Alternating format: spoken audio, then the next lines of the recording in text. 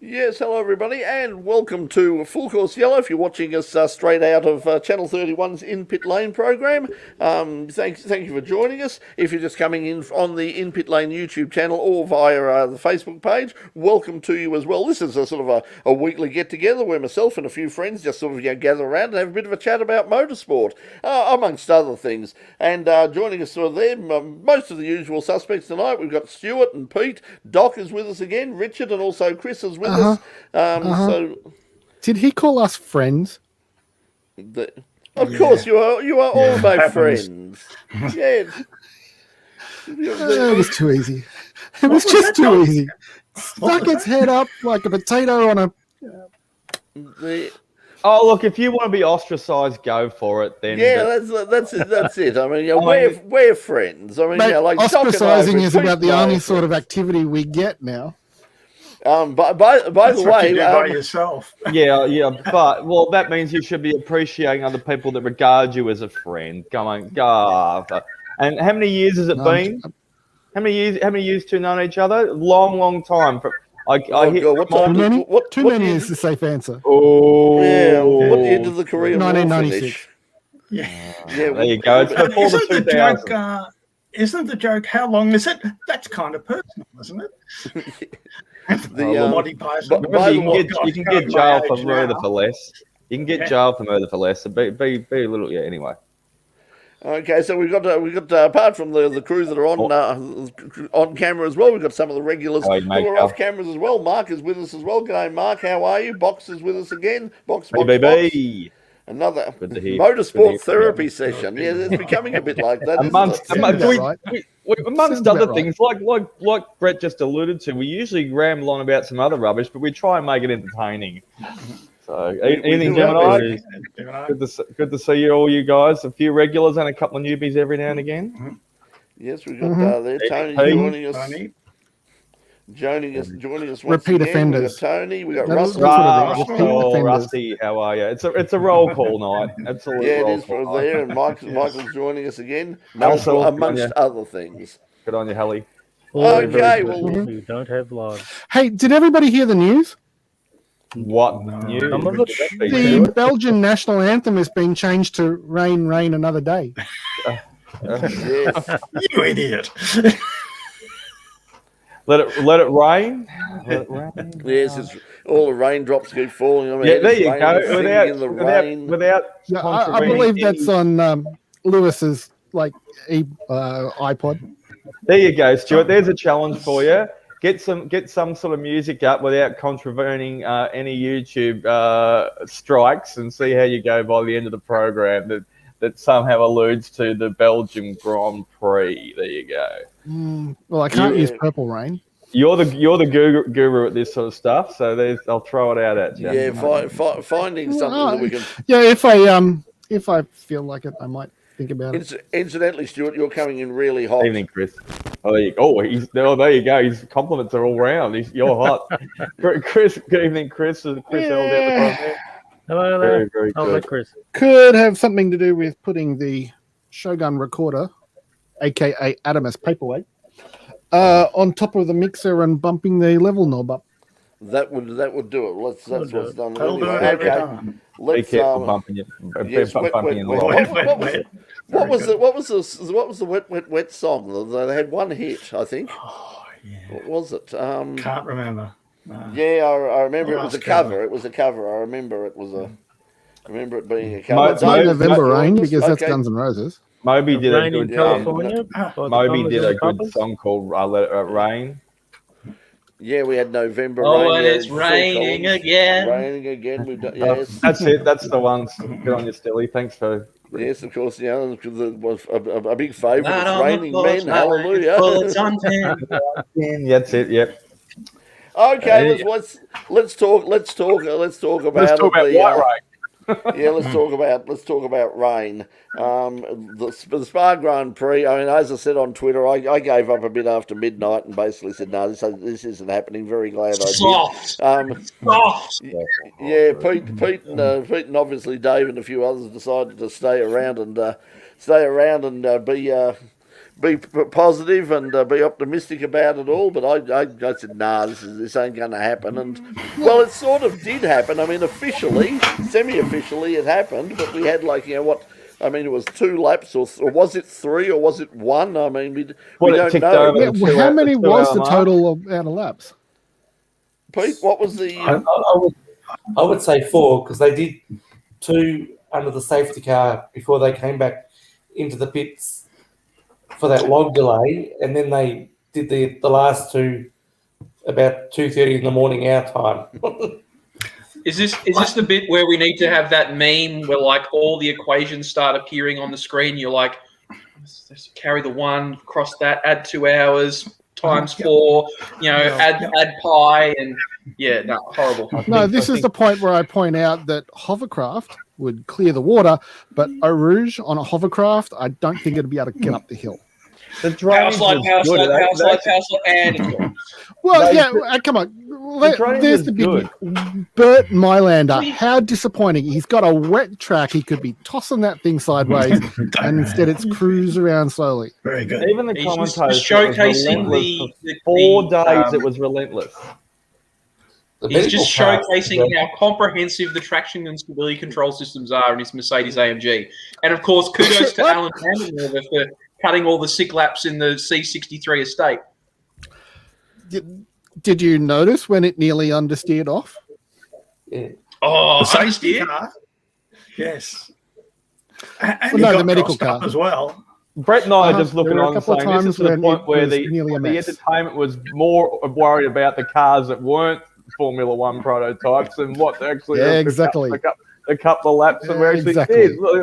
So it's What I'll tell you what though, there is a protest that has come up in the last couple of days that has been interesting.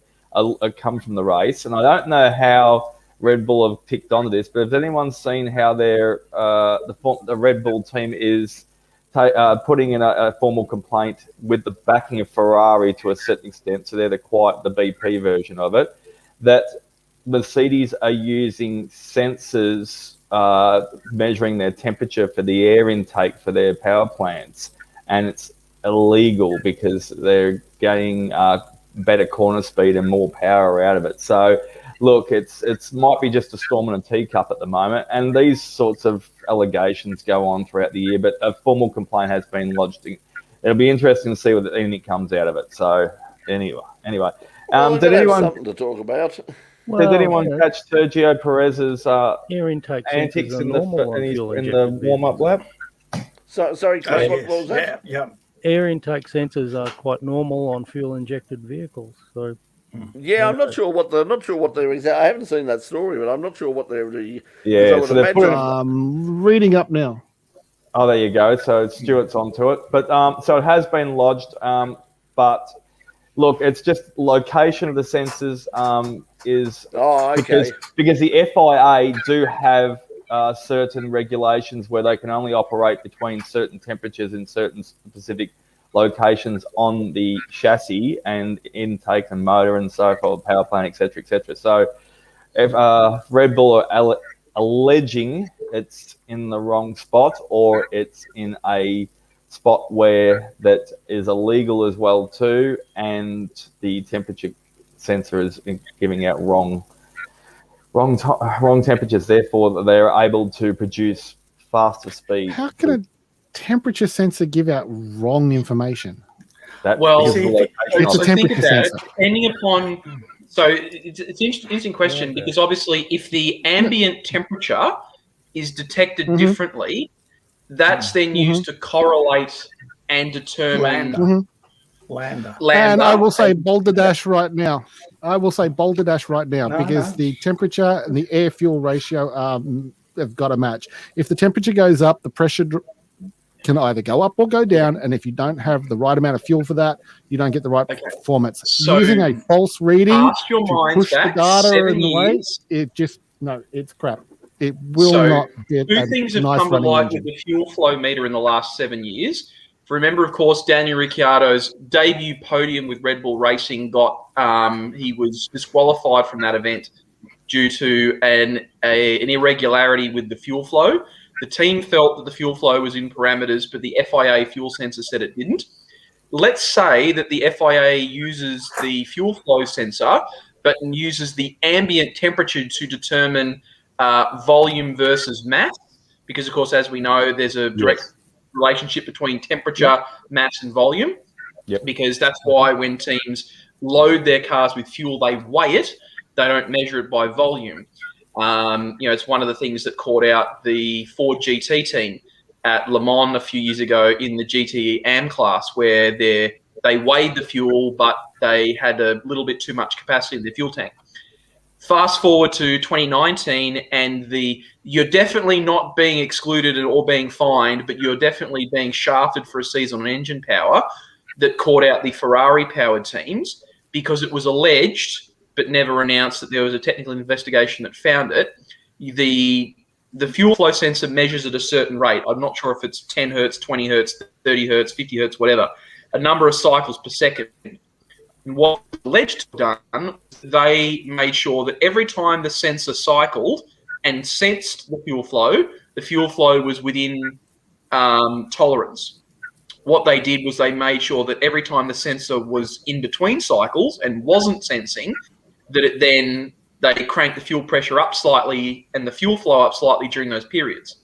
So if that's the level of technical scrutiny that the current power formula is under, I can understand, and particularly Ferrari going after Mercedes, because Ferrari has been the power unit supplier that has most been under scrutiny recently, why they, along with Red Bull, being the proprietors of the Honda unit and whatever it's going to be called next year when Honda's pulled out again for the fourth or fifth time for Formula One,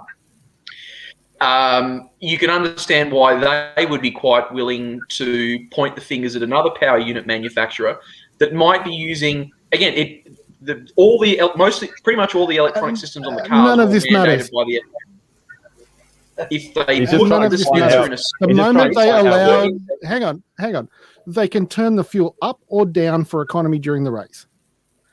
None of what you just said matters, because they can adjust it. The driver can change it. The driver can change maps, and so can the team in the pit paddock as well too. Yes. So it doesn't either matter they if can do they're it. biasing it one way or the other. They can just swap to another map. This is a But comedy if cheap that's shot and information nothing that else. they're feeding to the FIA, and then they're using a second set of data or a variation of that formula to achieve some other power, fuel-air ratio or total fuel flow. We're dealing with, tenths of horsepowers, but the teams are looking for everything. Sebastian Vettel had a fuel flow. They wouldn't have put the money up for a protest. Moving along. Here's the Sebastian thing: Vettel we're had talking a about fuel whether the problem as car well. is running right versus whether the same data is being fed to the FIA. To feed different data to the FIA, you either need to falsify the data, either through modification Or put the have a sensor in a completely separate different set of place. sensors. That's right. It doesn't matter where the sensor goes, as long as the sensor's in the airflow that's going into the motor. No. If the sensor is What out else on do you the do with rear sensors? wing, maybe you'd buy it. Okay, just can change putting other all what you parameters. just both said into perspective. Thank you, If Richard. the sensor's in the wrong spot, because they're saying it is in the right spot, they've put it in the wrong spot, the temperature difference is going to be a variation of what it should be. So that's how they're getting away with it. That's the reason why that they're doing, because if you put it, say, closer to the power plant, it's going to get more heat off it, and it's going to be there, and it'll be inside a particular parameter. Or of the you put it FIA in part of saying. the airstream that Or it you gets put it in whipped more by of an the air at airstream. faster That's speed what and it I'm gets saying windscreen. is that's what they're protesting would about, is the suggest- location of it. I would suggest the difference is not so much what data it records, but the fact that it's in a different position to where it was homologated as part of the power unit at the start of the season. It could be all of the above. Sebastian Vettel had a fuel flow problem early in the year, so he didn't have enough in the tank. Boom, boom. Now, just quickly, while we're on F1, across the lower third, the great graphics that Brett's probably loaded up, but pre-loaded before we started our YouTube session tonight on Full Course Yellow. And before I get to Ackers, did you see, obviously, how Bottas tipped to go to Alfa Romeo, which is a very unusual situation, because everyone's saying, oh, why is Bottas going there? Why wouldn't you put George? If George is going to go up to the factory Mercedes team, why wouldn't you put Bottas straight back to Williams? the word on the street is as well too, and it's heavily being looked at, is that Alfa Romeo may pick up the Mercedes engine next year. That's why he's been linked to the Alfa Romeo team unusually, then back to Williams. There you go.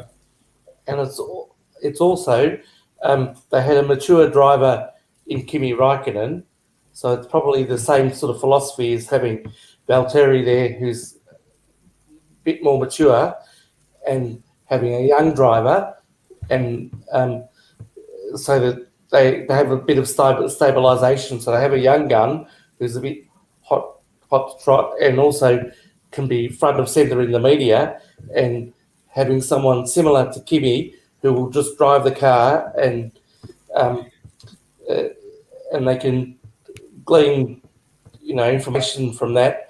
Someone who's just focused on driving the car and not doing all the media and all that stuff. Yes, it's interesting. I mean, it's amazing. It just takes one person to sort of, to retire, and the first of the dominoes falls, and the game of musical chairs begins. But there's no doubt about it that you can't see this. I don't think there's any way possible that you could expect that Bottas is going to stay at Mercedes now. There probably never was much of a chance, but certainly after the weekend, after Russell's performance in qualifying in the wet in that Williams. There's no doubt about it. The guy's a special talent, and it'll be interesting to see him. I'm not sure, as we've said a couple of times, not sure that Lewis is going to be too happy about the situation. But they've obviously made the decision, because Lewis is already saying that if it happens, I'm not saying it is, but if it happens, it's going to be fantastic. He's a terrific young fella, and a couple of that's another thing. A couple of English drivers driving for Mercedes. So which is effectively a British team. The engines are produced in the UK, and the cars are built in the UK inside the carbon fibre triangle. It's the team that grew out of the ashes of what was Brawn, that grew out of the ashes of what was Honda. From the fourth time. I lose track. Yeah, it was. But it'll be interesting to see that Callum Ilott is being talked about. Nick de Vries is already being talked about as well as getting a drive. They're saying that Callum Ilott is going to race IndyCar in the next couple of weeks, and a lot of people are saying that he might have been put there in order to just basically get his open wheeler chops back up and running again, because of course he raced at Le Mans, but he. Nick de Vries, of course, has been running. Won the championship for Formula E. So that's a real. It's going to be a real culture shock when he sort of jumps out of one of those things and into a full-on Formula One car again. I mean, very talented driver, and again ran at Le Mans. So and has a really good track record, but he's been concentrating on the electric stuff. So while you're talking briefly about Indy, I see Alonso of Formula One has to put his IndyCar aspirations back on hold again. Congratulations to Fernando. Yeah, well, I think he's just in a situation where he's got to concentrate on F1 at the moment. Then it wouldn't surprise me that once that's finished, he's probably going to swap over to a Le Mans program with Alpine. Everyone's assuming Alpine are going to make an official announcement eventually. I mean, Cadillac have made it now. So everybody's coming in. So you would imagine that Alpine will probably want to put their hand up, especially for the 100th anniversary Le Mans 24-hour coming up in 2023. What's interesting for me is that that discussion about Sauber picking up Mercedes as their power unit supplier, that would take Ferrari down to supplying just two teams, themselves and Haas, and that would mean Mercedes to Red Bull along.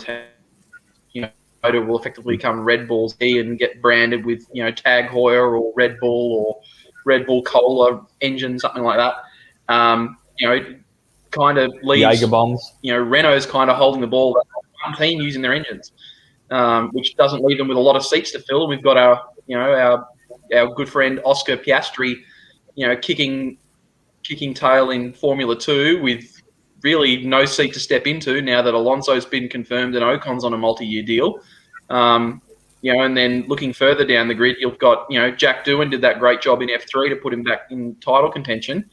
He steps to, Formula 2 next year or the year after. You've got this, Formula 1's the top of this pyramid, but if no one disappears out the top of the pyramid, people from the next steps down can't move in anywhere. So we're looking at. And I hate to rain on your parade there too, Stilly. It's not just the Aussies. There's probably a swagger of European and a talent as well too that are vying for a spot as well, and that's just the tip of our continent's iceberg. So, but that's the same for all the cars. I mean, it's the same with supercars. I mean, we've seen. I suppose we can transition on to congratulations to Brock Feeney, who's been announced as the replacement for Jamie Whincup. I called that months and months ago, Brett. I'm shocked. Remember, Brett, we were talking about a long time ago, and I called Brock Feeney on that one. Yep, I said that he'll be the one to go in there.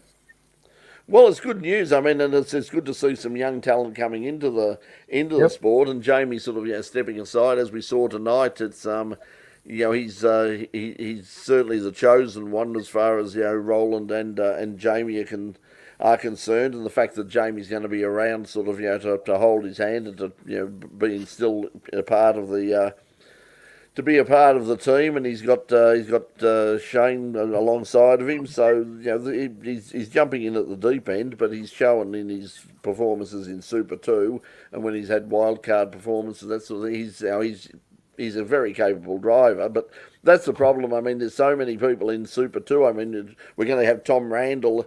Then they had to buy another wreck in order to get Tom in for next year, and there's plenty more coming in. I mean, who do we lose apart from Jamie Whincup?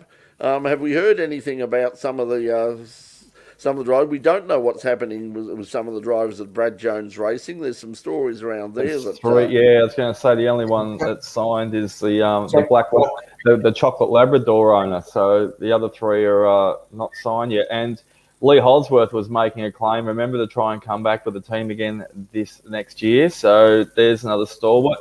But I mean, there was a good influx of young drivers coming in. Obviously, Erebus had a clean out due to circumstances this year, so there's some great young talent that's come through. But like you said, where's their resources? Was there still one wreck available? I think if someone wanted to throw a team together, because one more. Yeah, there you go, Dave. I think the comment I saw today was because it's been this wild card bit of fun that's been thrown out there since the two that are joining the Bathurst, if it eventuates later on this year in November now, is there. What about a Johnson wild card now with Jet and Stevie? Sponsored by Johnson and Johnson. Yeah, but that boom boom. Yeah, great for flossing. They can be sponsored by the vaccine. Seaton and Seaton. Seaton. Well, I mean, they could team up, sort of, Jet and Aaron, so you could have Seaton and Johnson together. I mean, so many young guys coming through. But I mean, Jet. It's what about Brabham and Stillwell? Yeah. I mean, yeah. That's a supercar license, Mr. Stilly. I have sometimes thought that let's put together a Grandsons of Legends car. For the Bathurst 12 hour, let's get James Davison, Matt or Sam Brabham, and myself together and go for an AM win, because they can blaze in the distance, and I can be the bronze driver, just fulfilling the goal of being the lead balloon. Well, actually, that's a good segue to what you're talking about. You haven't got that LMP3 car laying around in the backyard, have you there, Stilly? Just let me have a look. Not in this market. Okay, yeah. That's all right. Please don't take your zipper down. Too much information there. I was going to say, keep your zipper. Did you want to see my Siamese refueling hose? No, I don't want to see what you. I want to see your rig. But that's what sports car news, Brett. Yeah, well, this is a strange one. I mean, because this was sort of proposed. I mean, wasn't it Andrew Papadopoulos' son was going to set up, was going to run this series about a year or more ago, and they were going to. We're talking BC, Brett, before COVID. Before COVID. Well, now we're sort of post-COVID normal. We're supposed to be having an Australian Sports Car Championship again, which is like a famous title. Lots of people, Frank Maddich and Neil Allen and John Bowe and a whole bunch of people, Alan Hamilton, Alan Moffat won one year. So lots of people who have won the Australian Sports Car Championship, but over the years, so it's a famous championship and it's been away for a while, but it's going to be interesting. I mean, they're basically going to take the Australian Prototype Series and the Radicals and do what they always should have done, and that is have them run together. But whether the Radical, guys are going to be thrilled about that, because I know there's a few of them already jumping online saying, hey, that ain't happening at our end. You can say whatever you like, but we're not running with them. We're running our own.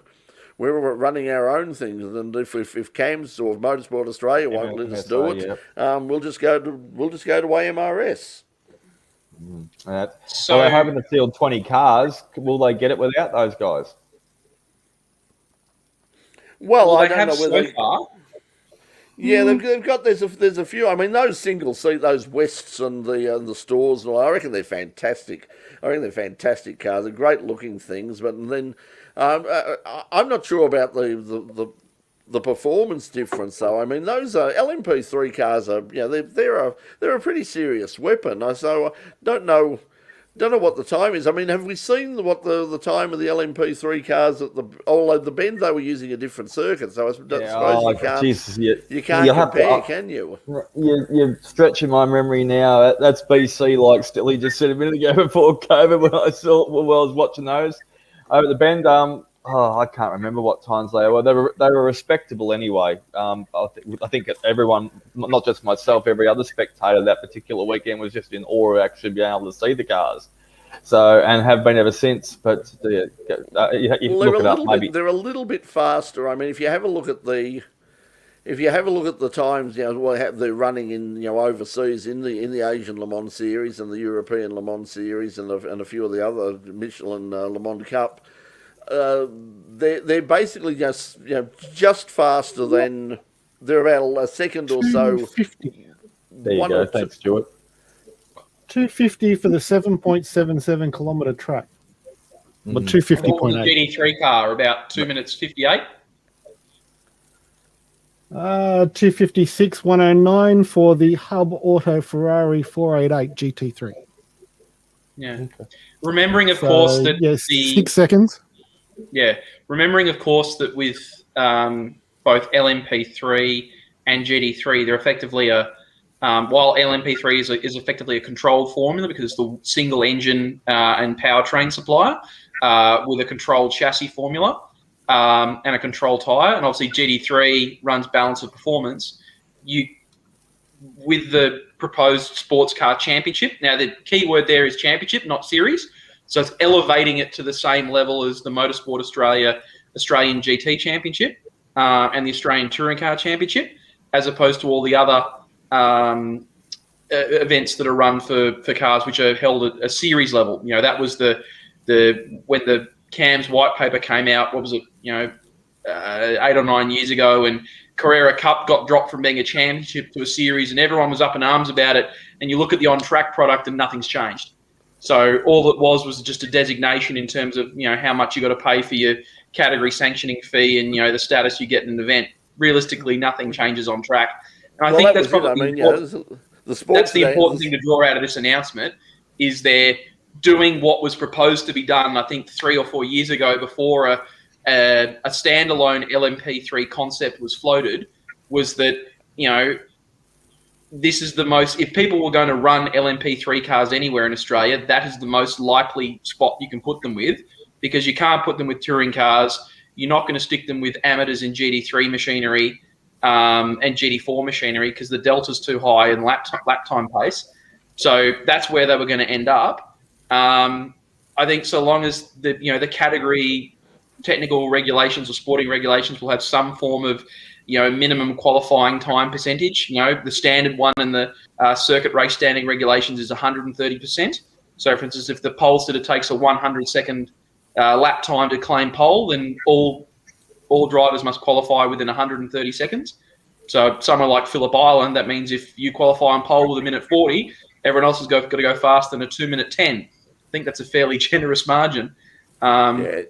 And then with the sporting regs the way they are, obviously all the cars that are in there will have some form of recognition document which stipulates, the engine specification, aerodynamic specification, and then the category will most likely have some form of, separation of performance level between the cars. They won't call it BOP, but it'll be some sort of equivalence that will, separate the shall we say, the one-make radicals probably down towards one end of the field, the faster, CN prototype, turbocharged Peugeot engine things and the stores and the West in the middle, and then the LMP3 cars will probably be at the other end. Speaking of high performance, good luck to Lownsy over at the Bend this weekend. He's Delara as well too. That's so frustrating. We can't drive a Formula One guy. Yeah, somebody put up, I think it was Richard Crowe was putting up that, we'd love to be, apparently they're trying to organise a live stream, and, I was saying, well, yeah, we could, no, hang on, no, we can't. Not now.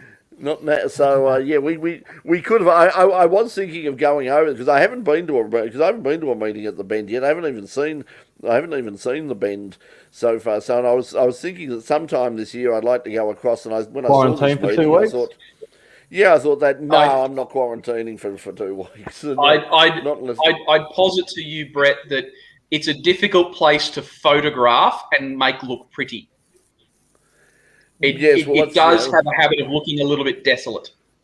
That's because it's long but flat. You're right. So if you move location, you're fine. You'd have to just obviously keep your feet about you. So, but that's one of the reasons that I'd like to go over there, just and have a look at it and have a wander around. I mean, they've got the sort of the museum, the display over there, and Sam's got the main grandstand's magnificent. It's spot, but to get a feeling for the whole track, you've got to get your left foot in front of your right and so forth. So, but it's great. Well, and kudos to Sam Shaheen and the team at the Bend. They've developed the facility to offer a lot of different spectator viewing facilities. So, there are grandstands both outside the circuit and inside the circuit on the main straight. There's two fairly large park and view areas that are on raised viewing mounds. Around, you park your car one way, you can see turns, 3, 4, 5, 6 of the main circuit. And then you've got the other one on the other side, desolate because it's in the middle of nowhere. Thank you for that, Knackers. It is. But interestingly, for the historic event, and I've noticed that they do this for a lot of their events where they're focused on getting, good, participation levels from the motorsport community. They actually run a lot of their events on the West Circuit, which we saw the supercars run on last year during their second event at the Bend, where instead of going through that long, sweeping hairpin turn 6, they actually go straight on, do a sharp hairpin right, and then join back on the circuit at turn 14 it would normally be. So having had the chance to drive both of those circuits, as we see there's the overview, you can just make out in the middle of the image, you can make out that very large runoff area with the turn 6 crossover. And when they do that, it also gives them the opportunity. Just to explain what you just said, though, Stilly, you can see the main grandstand at the top left of your picture. Keep in mind it's going anti-clockwise. Now you can work out where turn 6 is. There you go. The track goes clockwise. Yeah, the track is clockwise. Mm-hmm. So clockwise. Yeah. But in terms of facility, one of the other things it does by using the West Circuit for those events, if they want to, they can actually run driving experiences for people that want to come and attend the event, or run a car club event of some description on the Eastern Circuit, which uses the GT wibbly wobbly bit round the back and a second pit lane. they can do that. They can run 2 events simultaneously, a bit like Sydney Motorsport Park can, with I forgot the name of the circuit. One's the what do they call those circuits? One's the Amaru circuit, and one's the something else circuit, the Northern Circuit. I lose track of all the circuit names. Yeah, it's a great venue, and I'd like to go over and do a story on it. But as I said, like obviously with the but Sam is sort of like he's clearly a real enthusiast. I mean, the fact that he also bought Malala as well. I believe that he actually did make an offer to the Jane Corporation to buy Adelaide International as well, the drag strip out there. But Rodney basically said no, not for sale. So, but so when I had a chat building. I was lucky enough to have a chat with, I think I alluded at the time, a lot, which seems like a lifetime ago, Brett. Sam's also, if we do have, within Pit Lane, if we do happen to get an interview or an informal chat or something with him, he's got a few cars that he rotates through the museum. He's got them stashed away in the shed, and I was walking by and briefly had a word to him, and I didn't allude to the fact that I was with it, do stuff within Pit Lane, and he said, he asked me, did I want to go in there and have a look at some of the cars there in an exclusive manner. In other words, because he saw me peering in, and I was looking at a particular Merc at the time, and showed some interest in it, and said something about it. And he's gone, do you want to have a look at closer? Come in and have a chat. And I went, no. Thank you, much appreciated. We've all got busy days on. So he has got some of his own collection there stashed away in some of the pits, and he's also got a few cars of people that are there on consignment, probably in storage for them, and he rotates them through the museum as well too. And it's a great state-of-the-art facility, the track itself too. As Akers said before, it's out in the middle of nowhere, but it does have fast food. It does have Sam's family's big BP station there, and it's got some adequate. It's got a campgrounds and accommodations and cabins and stuff like that. And I was lucky enough to find a place called Meningie, which is right adjacent to Lake Meningie, which is less than 30 minutes away too. So you don't have to. It's not a complete oasis, but it's in the middle of nowhere for a reason, because they're investing that much into the facility. They want it to pan out. They want it to have a 100-year lifespan. They don't want it to run for 20 years and then be fenced in by housing, or have some NIMBYs turn up and go, oh, no, we don't like that near where we live. The thing is, I mean, with like everything in South Australia, I mean, you think that everything's sort of a mile away, but when you look at it, I mean, it's basically it's closer to Adelaide than Phillip Island is to Melbourne. It's much closer. I mean, there's freeway all the way. I mean, there's no problem about staying in Adelaide. Yes, it's not. Yes, it's about 50 minutes. And so really, when you look at it, it's a bit like the distance between, say, Alençon and Le Mans. I mean, we always stay at Alençon and never thought about it's too far away. I mean, it's anything within an hour and a half. I mean, is fine. So you can stay if you want to. If you don't want to stay out in the middle of nowhere, you can in fact just go and you can stay. Well, in Adelaide, our good friend Christian stayed adjacent to the track for his 4 days there, and he was flag marshalling there at the time. And I stayed at, I highly recommend Meningie, as I said, less than 30 minutes away, and that's fantastic country town as well too. And you can take a break from it as well. Great traveller, and the roads are respectable as well too. Yeah, it would be good to go over there. I spoke to the people at the South Australian Sporting Car Club about possibly going over there and doing some stories for them and getting the show back on. That reminds me, I just haven't had time. I had to talk with Channel 44 over there because it was funny when I went did Malala. Seems like a lifetime ago now. But when I did Malala earlier this year for the historics. It was amazing the amount of people that I met, both at the track and where I was staying, and even in Adelaide itself, that came up and said, what's happened to the show on 44? So I was going to get back into them, and I thought, well, this would be a good opportunity to go over and do some stuff, because it's a pretty cheap weekend away. I mean, if you drive across, it's not too bad. So. Yeah, I mean, but we'll see. Obviously, everything's on hold at the moment. So what are you going to do? Absolutely. One that wasn't on hold was the two-wheel of the MotoGP on the weekend. I swear I'm watching Moto 3 races they're telecasting at the moment. They are absolutely crack-a-lacking races in the Moto 3, and our good mate, our Aussie icon, Thriller Miller, the magnificent man, he found the second win and almost stormed home to get on the podium as well. Found some life in that back tyre, which he was been struggling with the previous couple of races, or he's binned it. So well done, Jackie, and I hope we get some. That's an indication of some good form coming up again for the young fella, and who's put a lot of sacrifices on hold, and the other riders that obviously are based around Europe don't have to do if they're travelling around. So the Suzukis are still strong. Dovi, I mean, can anybody at all catch Quattararo now? I mean, is he basically, is he in a position now that he's just basically got to finish somewhere in the points at the moment? He's probably got that thing wrapped up. He's had two bad races. One, he had arm pump, and he got immediate surgery for, and still didn't miss a race anyway. So it must have been minor surgery and got that. And the other one, he had the wardrobe malfunction where he claimed his zipper, a bit like a Jennifer Hawkins here in Australia. He lost his attire.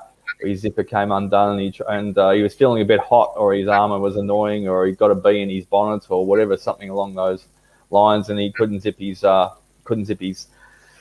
and easy back up again. So, but yeah, really great action. But yeah, Quattararo is fantastic. A big congratulations to the Espargo brothers, who almost ended up on the podium together, and that would have been at least 20 years since two brothers have at the highest level. It was a very, very impressive performance by Alex Espargaro. I mean, Jack had gone past him and was ready, and he fought back again, and he took that position and held on to the end. So it was and 6 different makes in the first six bikes. So Paul that was Espargaro proved he can ride impressive. Paul Espargaro proved he can actually ride a Repsol Honda, which only one man's been able to do the last 5 years. So he finally worked out how to ride the thing and got some speed. And he's some other guy who won a championship or two, crashed out in the first corner of the race. But that's debatable whether it was some of his fault or some of the other faults. So we won't go into that. Marc Marquez, he's starting to find a little bit of form, but he's just not staying on the bike at the moment through no fault of his own or deliberate, or he can't.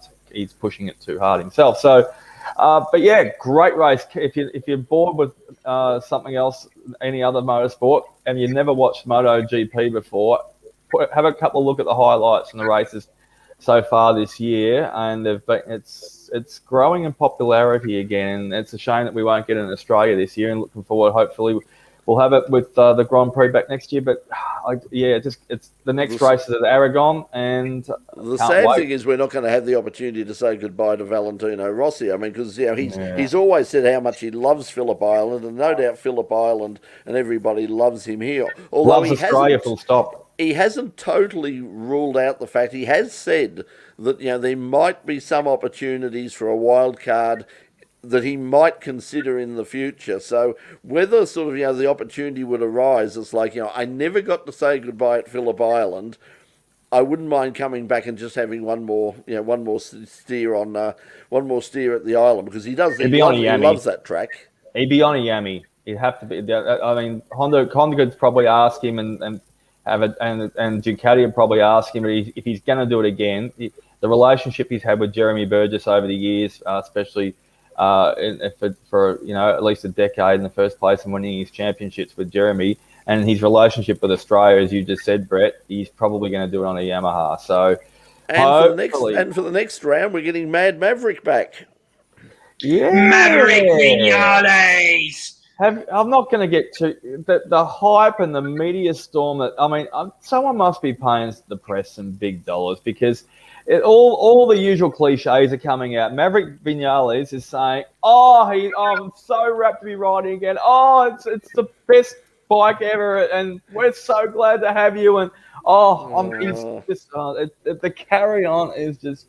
Yeah, until he has a couple of bad results, and then it'll be like, this is a piece of, It's sickening, the carry on. I mean, it's all build up, but I think it's just gone over the top a little bit this time. Let him get on the bike. Let him see how he rides. Let's see how he goes compared to Espargaro's pace. And they've kicked their other rider to the curb. So But it's as we stated in the last couple of weeks. So Cal Crotchlow will still fill in for Morbidelli, and at the same time, Desmo Dovi, you can't call him that anymore because he doesn't ride for Ducati.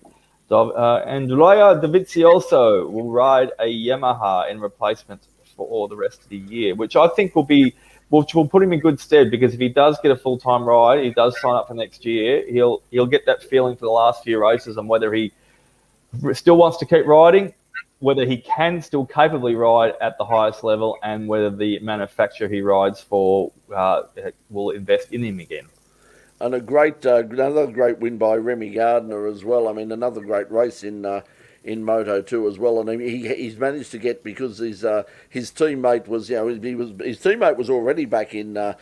Fernandez was already back in 7th place when he went down. So he was always going to get a strong finish. So yeah, well done to Remy, and he's looking like a really good chance to pick up that title as well. So when you look at it, I mean, it was a huge weekend for like the sons of motorcycle champions. I mean, with Remy at Silverstone and Jack Doohan at Spa. So they're doing very well at the moment. There's another possible there's another possible 12-hour Bathurst 12-hour entry as well. I mean, sons of sons, a father-son team. Perhaps the four of them sharing a car together. I mean, Wayne, Mick, and Jack and Remy. So look, if you just talk extension to the question that you just asked as well, though, too, Brett.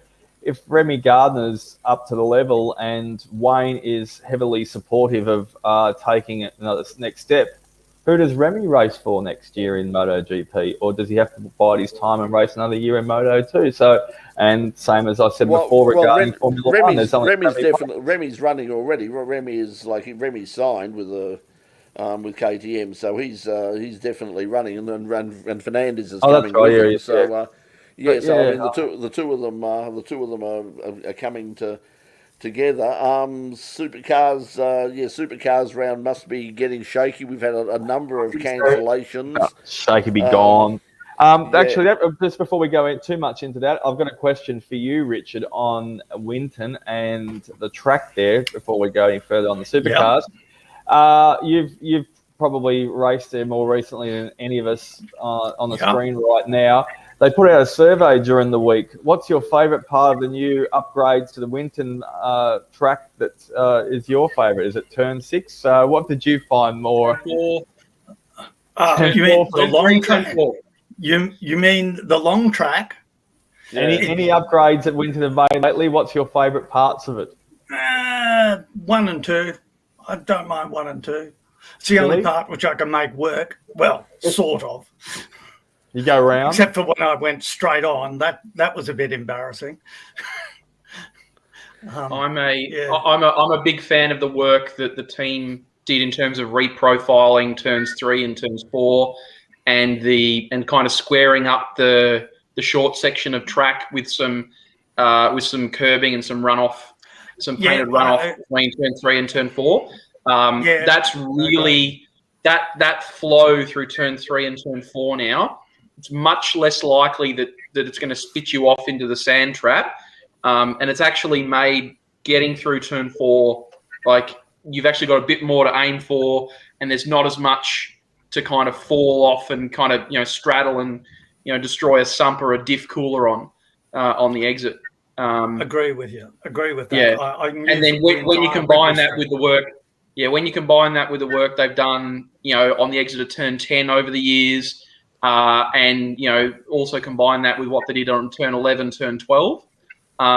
It's Winton being owned by the Benalla Auto Club, run by a not-for-profit. It's slowly, sneaky monkey. Just incremental upgrades when they have time to do it.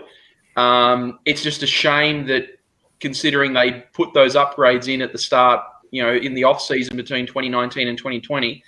The Supercars teams and the TCR Australia teams have had, more than plenty of chances to test there and say how great it is. but the highest profile racing that's run there since has been the Victorian State Circuit Racing Championship, because we missed the.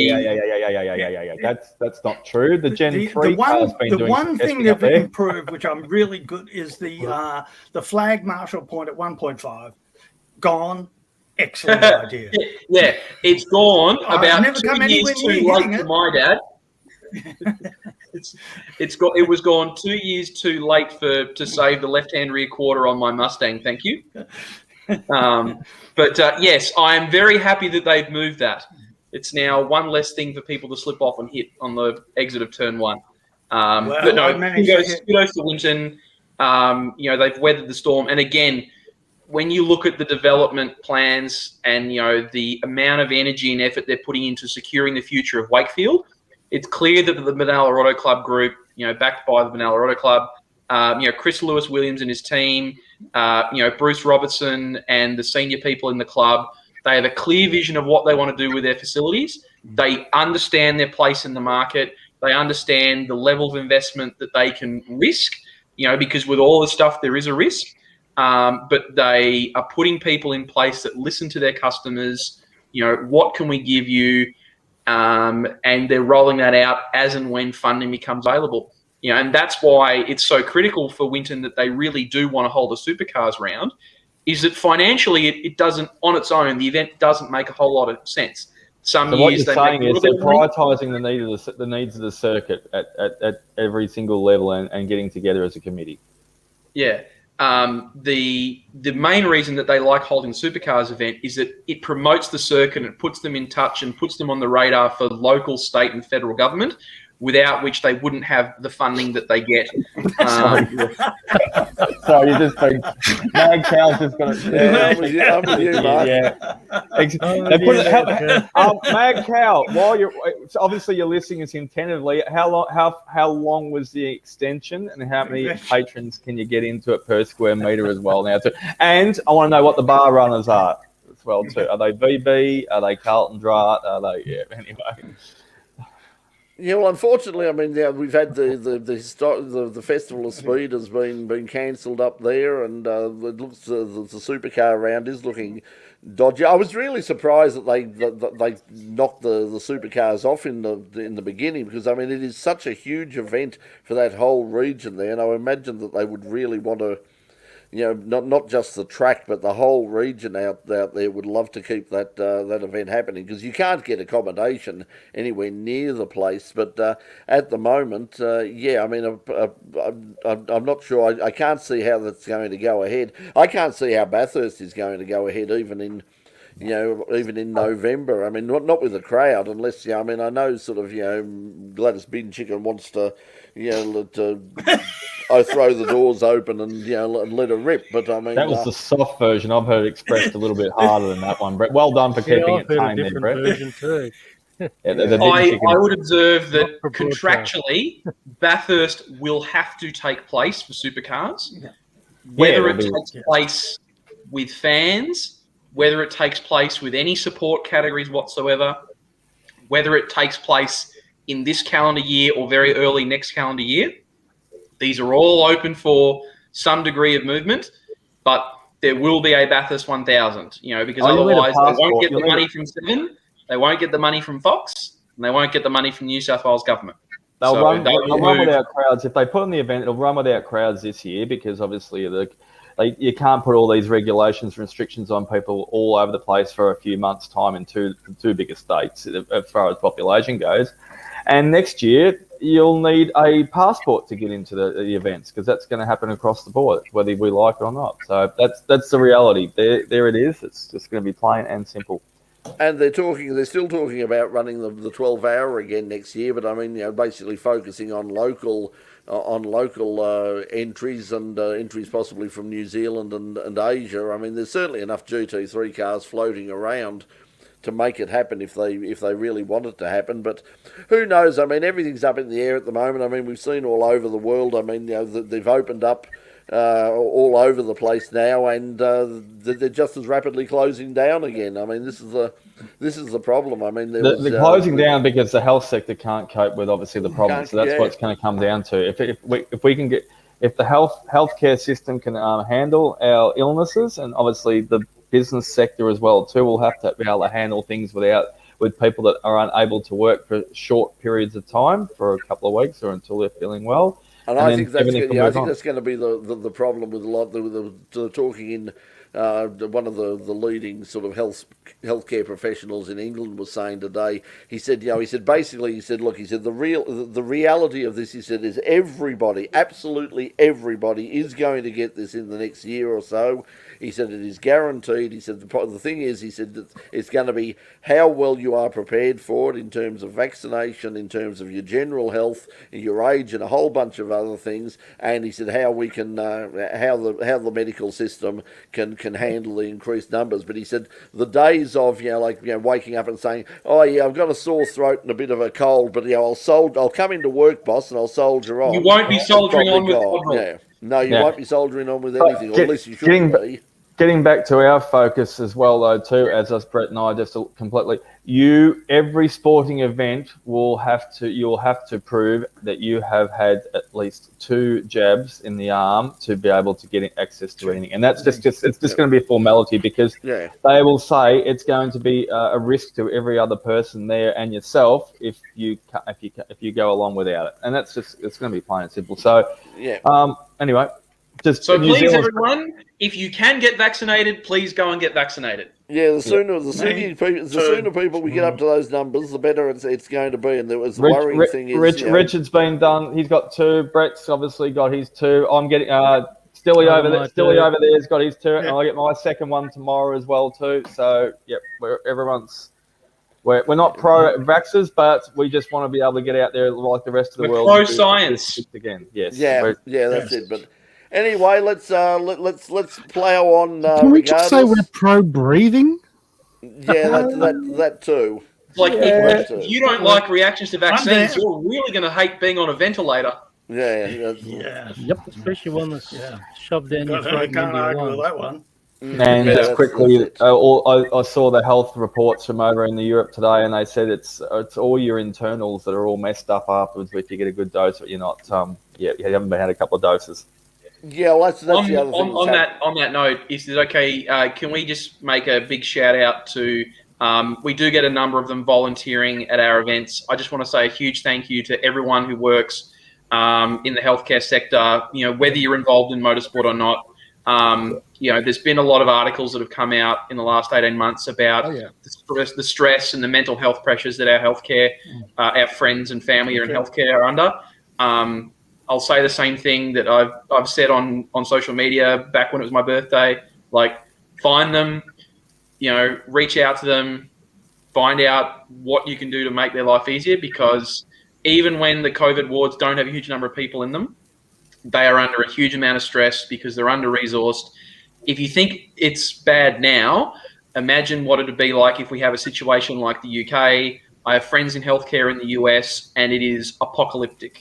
There are people that want to go and want to go and get healthcare and can't because there's no space. They're sitting in wheelchairs in emergency department on their deathbed. Yeah. And one of the best things you can do for them is go and get vaccinated. That's it. That's the best thing. Okay. Before we go, quickly. Before we go.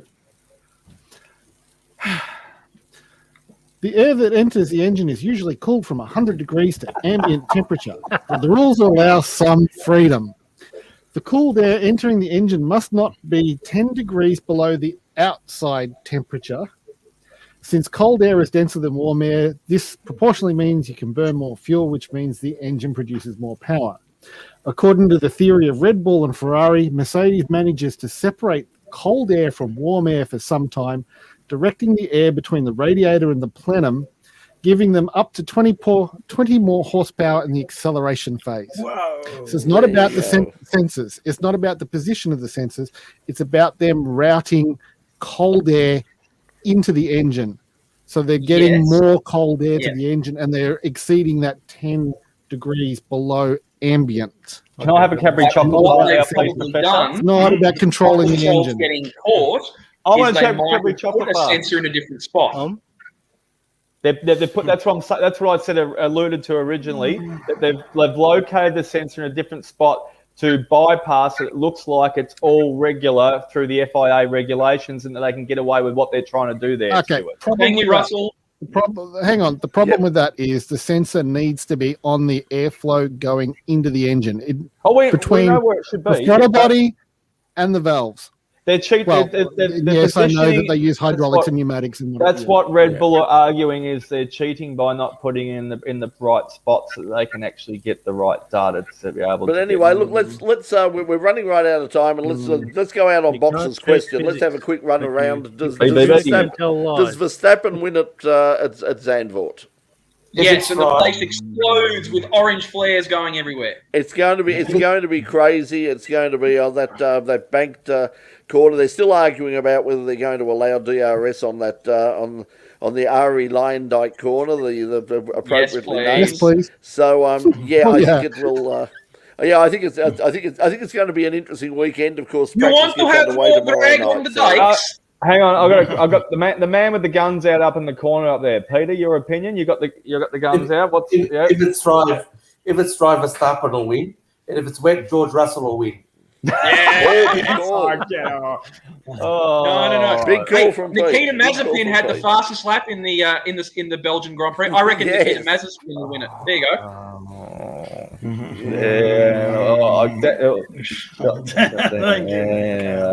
Anyway, Okay. just before we go, one more thing too, Dave. I'm glad you adjusted your camera. You look like Dickie Nee at the start of the show. Well done. I thought we had just the cat. That's what he's talking about. Okay, everybody, that's all we got time for this week. Thanks for joining us. Be watching In Pit Lane next Thursday night. I was saying before we got, I don't know what we got, because the problem we got at the moment, we got a motorsport, the local motorsport show, and we got no motorsport, local motorsport. We didn't to talk about Spa. We have didn't talked talk- about. We did actually. We did. You weren't Yes, here. we did. We did. Enough. No, I think we've spoken more than enough about Spa. We've I mean, sparred the on discussion all has night. gone. The discussion has gone on way longer than the race. Okay. I was going to say there was a lot of plastic like your telescope in the background there, Richard, with Spa because of the rain there. But anyway, yeah. Okay, Thanks for everybody. the therapy sessions. Thanks to everybody. Hope you enjoy. Box, you'll be getting the bill for the consultation later. You can no. claim. You can claim This it counts as telehealth, doesn't it? Chris telehealth. Ritchie, Yes. please. Telehealth. Just before we go, Chris Ritchie, you got to say something. No? That'll do. That's all. I just want to know if you're alive. That's all. Okay. And on that note, we will all say goodbyes. See you later, everybody. Until next week, 9:00, Channel 31 in Pit Lane, and straight afterwards for Full Course Yellow. Until then, thanks for joining us. Bye for now.